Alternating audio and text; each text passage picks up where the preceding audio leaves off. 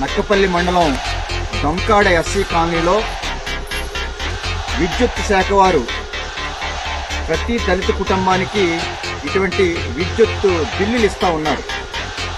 మీరు ఈ బిల్లులు చెల్లించాలి, లేకపోతే మీ ఫీజు తీసేస్తాం అని ప్రతి ఒక్కరి దగ్గరికి వెళ్ళి బిల్లులు ఇచ్చి, ఈ బిల్లులు మే అంటే వచ్చే నెల 13వ తేదీలోగా చెల్లించాలి, లేకపోతే మీరు నక్కపల్లి దగ్గర ఉన్నటువంటి ఉక్కుమాక విద్యుత్ సబ్ స్టేషన్ దగ్గరికి వెళ్ళి ఏఈ గారికి చెప్పుకోండి అని ఈ ఊర్లో విద్యుత్ అధికారులు తెలియజేస్తున్నారు.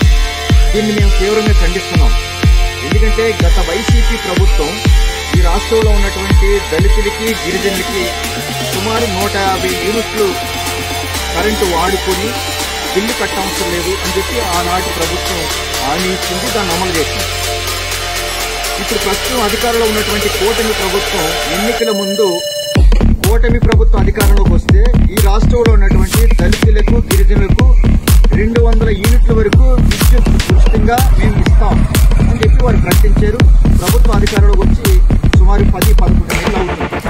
కానీ ఈ రకంగా బిల్లులు ఇచ్చి, ఈ బిల్లులో కూడా వీళ్ళకి వచ్చినటువంటి యూనిట్లు కూడా చాలా తక్కువ, 60, 70, 80 ఈ రకంగానే యూనిట్లు వస్తున్నాయి. అంటే ప్రభుత్వం ఇచ్చినటువంటి 200 యూనిట్లు కంటే అతి తక్కువ యూనిట్లు వీళ్ళు వాడుతున్నారు. వీళ్ళందరూ కూడా పేదవాళ్ళు. ప్రతి ఇంటికి ఒక ఫ్యాను, ఒక బల్బు, ఒక ట్యూబ్ లైటు తప్ప వేరే లేదు. చాలా ఇళ్లలో టీవీలు కూడా లేనటువంటి పరిస్థితి. మరి అటువంటి పేదవాళ్ళకి ఇవాళ సుమారు చూస్తే 1000 నుండి 22,000 వరకు కూడా బిల్లు ఇచ్చారు. వీళ్ళందరూ ఎలా కడతారు? ప్రభుత్వం చెప్పింది ఏంటి?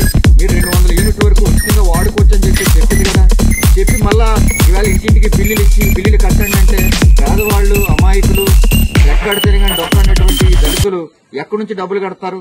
కాబట్టి విద్యుత్ అధికారులు దొంకాడ ఎస్సీ కాలనీలో ఇంటింటికి ఇచ్చినటువంటి విద్యుత్ బిల్లుల్ని ఉపసంహరించుకోవాలని చెప్పి మేము కోరుతున్నాం. అదే మాదిరిగా రాష్ట్ర ప్రభుత్వం విద్యుత్ అధికారులు ఎన్నికల ముందు